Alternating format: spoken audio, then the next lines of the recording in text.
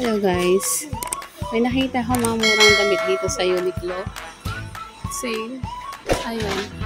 Pambata itong mga to guys. Dito sa amin sa may Kyoto. Yodobashi. Ayun ang mura niya. 500. Ang original price is... Ano nga ba original price nito? Hindi ko alam. But anyway, hindi siya 500 dati.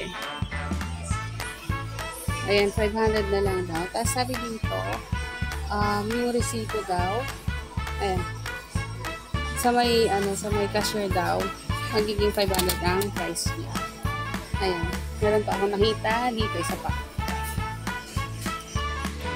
Eto. 500 din yan, pero ito guys, ayan, napakamura, pambata.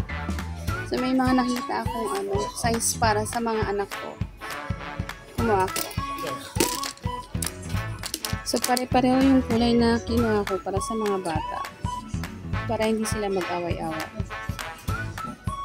Ayan. Pa-autumn na kasi, kaya yung iba, binibenta nila. Kasi itong mga pang summer. So, since yung mga anak ko, pawisin. So, bagay pa rin sa kanila. Hanggang katapusan ng autumn, pwede nilang gamitin. Nakakatawa kasi may nakuha akong sizes nila. So, kapag ganyan guys, pag patapos na yung mga season, binibenta nila yung mga damit na para sa season na yun. So, yun. Marami silang mga discount products.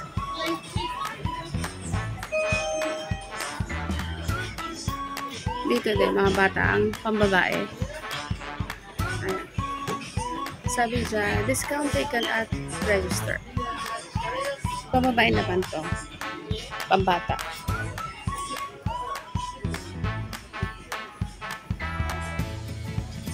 Ayan din. So, yun lang guys. Baka may gustong dumalaw dito sa may Kyoto. Yodobashi. Sale ang mga pambatang damit. Yun lang. Bye!